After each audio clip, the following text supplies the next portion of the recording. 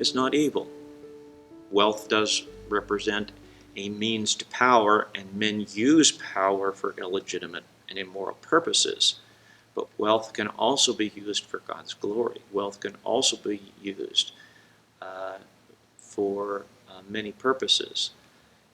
Much human activity is measured in dollars and what we can accomplish with dollars. So it's what you accomplish with your wealth. It's what you do with your wealth that represented whether it's done for ill or not. But in fact, God often represents wealth as a reward to the righteous. And so wealth is not to be decried. In fact, God demands part of our wealth through the tithe. The tithe is a portion of our income that God says is not ours, and that we are to give back to Him, something that He expects us to do voluntarily. So He's given us a certain amount of wealth, but He says, since I've given it all to you, I want you to give me back just a small portion of that as your acknowledgement that it all comes from me. And so that's why He says in Malachi, if you withhold your tithes from me, you're stealing from me. You're robbing me. And so the tithe is really the funding mechanism for the kingdom of God. And so if God's people aren't faithful in tithing, then the kingdom doesn't move forward. And we can pray all we want. We can ask God to advance His kingdom, but if we're not tithing, we're actually fighting against the growth of the kingdom by withholding resources that legitimately belong to it.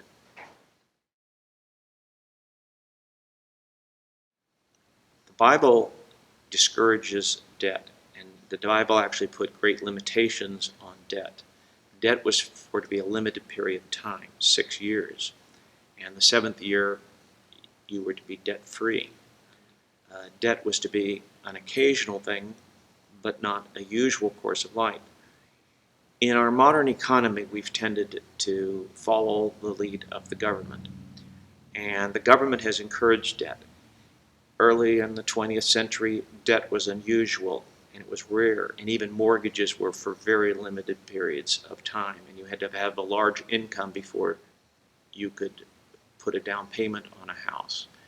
And we've moved away from that. And part of the reason we moved away from that was that we've been following as a culture our government's lead. And our government has been increasing the currency, watering down the money supply, and so our dollars are worth less and less.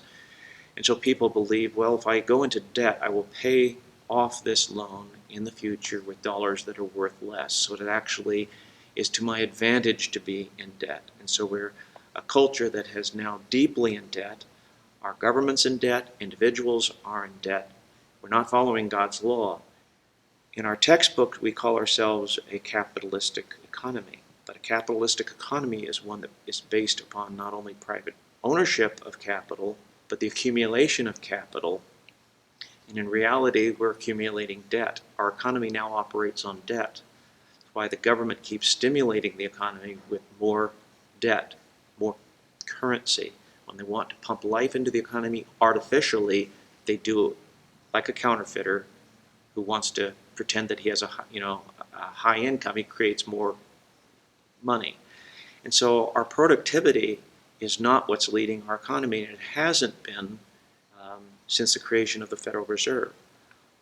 It's been our debt and the creation of new currency in the economy that gives the appearance of prosperity. But our entire economy now, for several generations, is a house of cards.